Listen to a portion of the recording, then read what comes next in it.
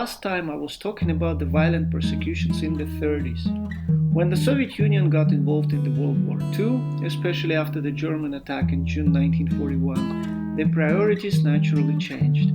After the first devastating years of war, Soviet army gradually started taking over. By 1943, the Soviet power needed all kinds of ideological support, especially from religious communities that were mostly very patriotic and saw Hitler's forces as satanic.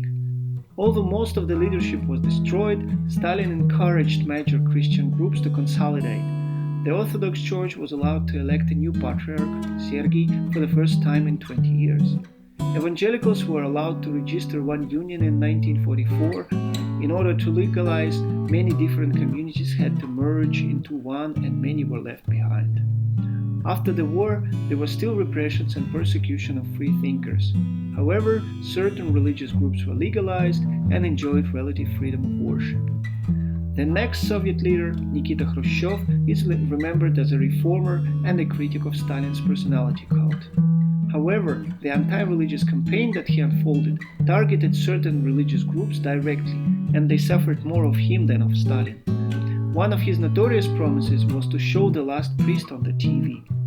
There was an unprecedented number of propaganda leaflets, public talks, popular and research literature, documentaries, and even movies against religion or particular groups. The most persecuted were unregistered Baptists and Pentecostals, who were accused of direct influence and financing from the West, brainwashing, and obscurantism.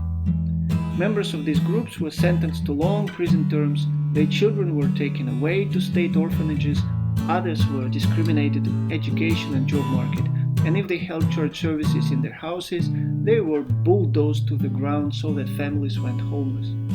Evangelicals, in turn, unfolded previously unseen underground dissident activity. Their organized support to the families of incarcerated, underground printeries, dissemination of Bibles and religious literature, collected signatures, and petitioned the authorities and foreign missions to raise awareness on the persecution of believers. These persecutions continued even after Khrushchev during the reign of Leonid Brezhnev. In the mid-1980s, Mikhail Gorbachev declared once again freedom of religion. Religious communities enjoyed a huge flow of neophytes and many new groups appeared. Nowadays, the Russian Orthodox Church and Islam have established their dominance. With the ban of Jehovah's Witnesses, we may see another wave of religious persecutions. Please like the video, leave a comment and subscribe to the channel. I see you all next time.